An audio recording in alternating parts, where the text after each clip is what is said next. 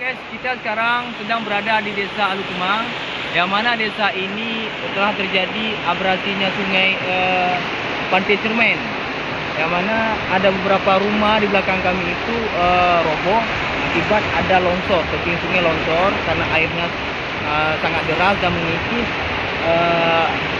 tebing di desa Alukumang ini, sehingga dua rumah yang di belakang kami itu terpaksa dihancurkan karena sebagai rumah sudah roboh ke dasar sungai. Bisa dilihat di belakang kami itu banyak pohon-pohon seperti pohon pinang, pohon kelapa itu tumbang ke dasar sungai akibat air yang sangat deras. Ini ada jembatan. Ya, oke, di depan kita ada jembatan, guys. Itu jembatan yang sudah roboh, jembatan gantung.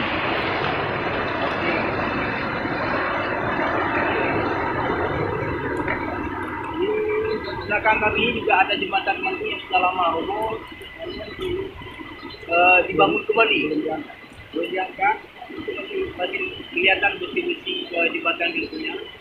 Dan dari pemerintah setempat belum ada upaya untuk membangun kembali jembatan baru yang menghubungkan desa Alukumang ke desa Cok Manggi, kecamatan Bantul.